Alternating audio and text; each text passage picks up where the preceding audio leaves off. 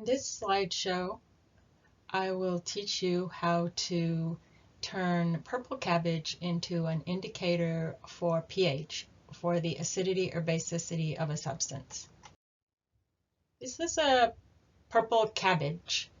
It's a rather large one. You don't need one this big, and it's round. So the first thing we're going to do is cut it in half. The reason why it's important to cut it in half is because then you can put the flat side down and it'll be safer to chop it up. You don't need the whole cabbage. You only are going to need half of it for this activity. So here we're beginning to slice it up. You want to make slices all the way across the cabbage. And then you rotate your knife 90 degrees and you make slices again, and this will dice the cabbage into small pieces. Once you have the cabbage diced up completely, place it into a pan and fill the pan with ordinary water and a little bit of something acid. It could be a teaspoon of vinegar, or it could be a squeeze from a lemon or a lime. You just want to make the water a little bit acid. And then you're going to turn on the heat to a medium level. As the cabbage begins to boil, you will notice that the water starts to get pink. And the intensity of the color is something that you want to examine.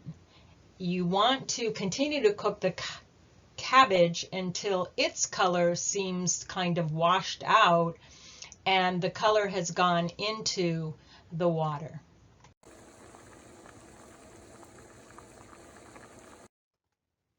Here you can see the rate of boiling that I think is ideal. If you boil the cabbage too vigorously, you can possibly run out of water or have it spill over. And if you don't boil it at all, then the water won't be hot enough to extract the color that you're looking for. So what you're going for is called a simmer. I covered the pan because at this point I'm not interested in concentrating the water. I certainly don't want the water to all boil away because then I would burn my cabbage. What I want to do is transfer as much color from the cabbage to the water.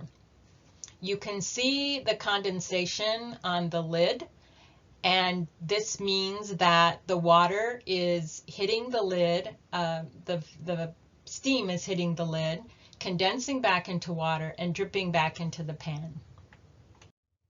Once I was satisfied that the cabbage was tender enough and had been blanched of enough of its color, I removed the cabbage, as much of the cabbage as I could, with a spoon, and then I strained the remainder of the water through a sieve and into a new pan. I wanted at this point to remove all of the pieces of cabbage because what I wanted to keep was the liquid. I returned the liquid to a new pan and I simmered it. At this point, my goal is to concentrate the liquid.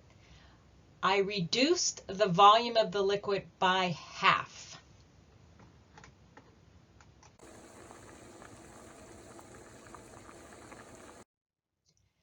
At the end of this process, I had a liquid that had a very intense color. I poured some of the liquid, not a lot, but a very shallow amount onto a plate. I could have also used a small shallow pan. And then I began to place pieces of paper into the liquid and turn them over and let them sit there until they were thoroughly soaked with the liquid. Then I removed the piece of paper and placed it on another plate to drain a little bit. Notice that different kinds of paper have different colors already. This is because not all paper has the same pH. The purple pieces of paper were cut from coffee filters of a couple of different kinds, and the darker blue pieces of paper were an index card and an ordinary piece of computer printer paper.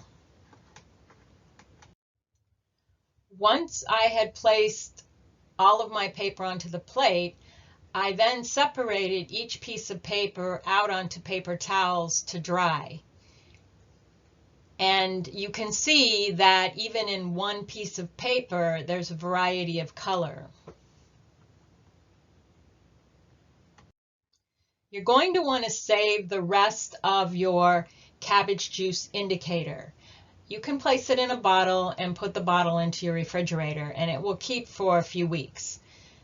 The reason why you want to save this is because there's two ways to test the pH of a substance. One way is to put drops of it onto the paper that you've made, but the other way is to pour a little bit of this indicator into a small glass and add your substance directly to the indicator. And you're welcome to experiment with these two techniques to see which one really works best for you. This piece of paper has been tested with a variety of different substances that are in my house. I'm not going to tell you what I tested. That's part of your exploration. I'm simply going to explain to you that I put drops of liquids onto the paper. There's a couple of things I want to remind you of. Number one, don't mix cleaners.